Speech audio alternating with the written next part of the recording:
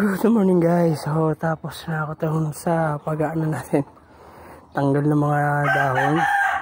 So ngayong umaga pala ay ngayon pa lang tayo magpapakain ng ating mga guppies at update ko muna kayo. So ito naibalik na natin yung dalawang gallons natin na ito, tsaka to nalagyan na natin ng butas. So ito na lang, isa na to ang wala pang pinaka butas guys.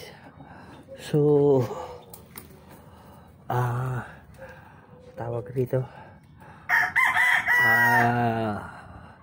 pagka nalipat na natin yung laman yan, bubutasan natin yan, tapos mag-stock ulit tayo rito ng tubig kasi yung inilagay natin dito sa dalawang to. So update nga pala sa ano natin. So yung halaman dyan lipat natin dun sa kabila. Pagkatapos meron pala kaninang umaga na bumili sa atin ng isda. So binintahan natin, bumili siya ng Red Santa Claus natin, yung trio ng albino full red.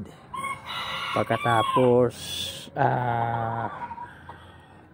yung ating mga chops doon, kumuha din siya. Tapos binigyan na rin natin ng libreng molly. Binigyan ko siya ng trio na molly, yung buntis yung isang molly na binigay natin para maparami na niya. Tapos yung natin, albino natin na yung binigyan na natin ng isang buntis na albino full red para makapagparami na siya. Tapos yung Red Santa Claus ganun din, binigyan natin yung isang berry doon. Tapos yung bata na lang rito na may lang sinama natin. So yun ako niya. Tapos binigyan natin siya ng mga libreng water plants natin, yung pennywort at saka yung ito, hornwort ba yan. So yan, binigyan natin siya yan.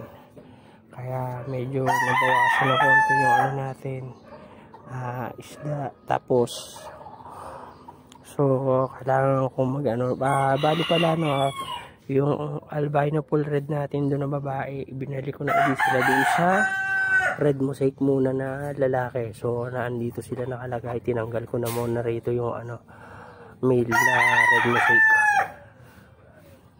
At saka yung para lumaka na rin yung doon. Tapos yung feeder pala natin dito nag-drop na din. So ayun, marami na ako nakakita. So baka gawin natin, iwalay ko na muna yung dyan, mga female. Pagsasama-samahin ko na sila rito sa puro male na feeder dito para sa ganun mabuntis agad sila. Tsaka marami yung male na kasama para mabilis mabuntis. So baka ganun muna gawin natin mamaya. Pero baka hindi ko na isama igawa ng video yun. So yun na lang, inaantay natin na itong natin dito, yung YTM at saka albino full red na cross natin, nag-drop na rin yung iba. So baka gawin natin, hiwalay na rin natin, uli mo na itong mga male at saka yung female, tanggalin na natin para makadiretso ng laki. Kasi baka mamaya kainin itong mga albino na male yung mga fry. So alisin na rin muna natin. So ganun gagawin natin. Tapos yun, inaantay natin na mag-drop doon yung tatlong female doon na AFR natin. Tsaka yung naandito na yung blue panda, kasi yun buntis na uli yung isang female na. Santay na lang uli natin mag-drop yun kasi ito yung mga anak nila, yung unang anak nila na natin, mga cross ng albino tsaka blue panda. So ayan guys, yun muna ang update natin. So magpapakain muna ako ng mga isda natin. So nakalimutan ko pala, sabi ko pa naman dun sa bumili pala kanina na bigyan ko na siya itong libreng rin.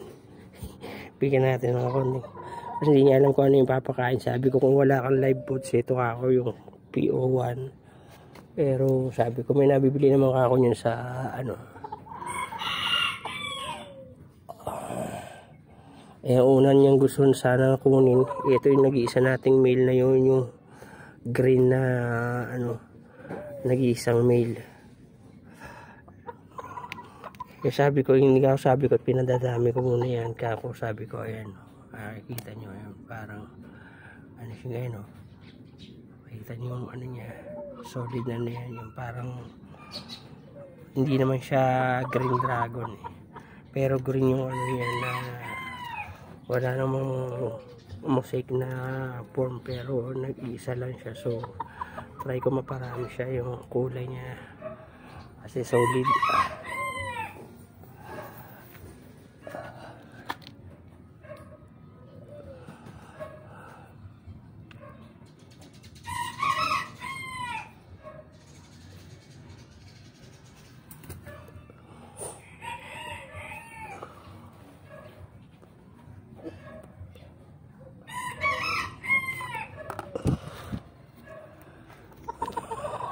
Ayun, nakita nyo, laki ng tiyan niya, no? Buntis yan.